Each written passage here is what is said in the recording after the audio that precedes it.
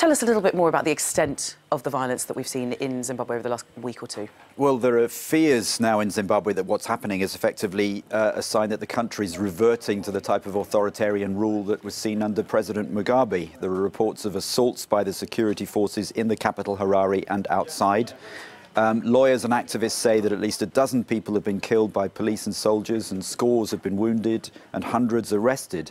As you say, Zimbabwe's Human Rights Commission has accused the security forces of the systematic torture of residents after the unrest of the last week. It says that the force used and the medical reports that are coming out indicate police brutality. The Commission says that the torture is organised. It says that men living in or near areas where protests have been taken have been targeted, and sometimes the security forces have been going into people's homes and beating them up.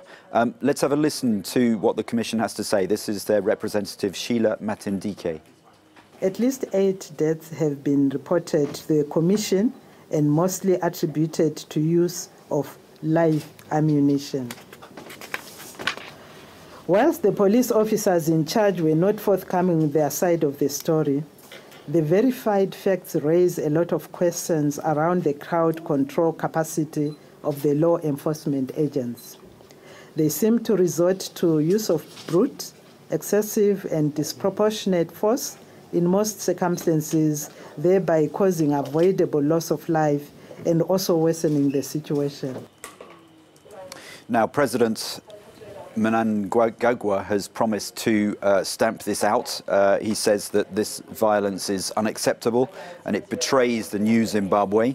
He says it will be investigated and if necessary, heads will roll. But the question has to be asked, really, how much control does he have over the military?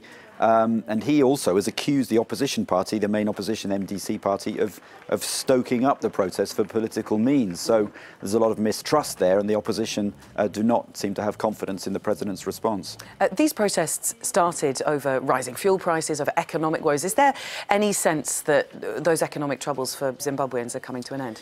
Well, the finance minister, speaking a long way away from Davos, has given a fairly optimistic assessment. He says he hopes to bring inflation down to under 10% in the next year. At the moment, it's over 40%.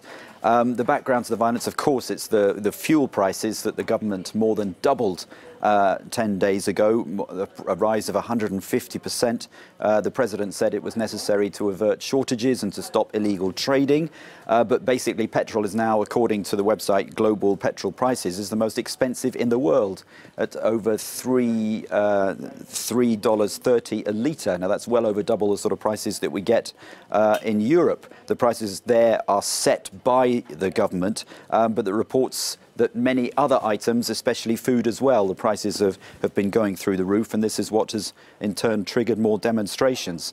On top of this, the country has currency problems, having introduced its own surrogate currency a couple of years ago. All this has led to price distortions. The country is involved in dialogue now with its neighbours like South Africa. South African President Cyril Ramaphosa has suggested that sanctions on Zimbabwe be lifted.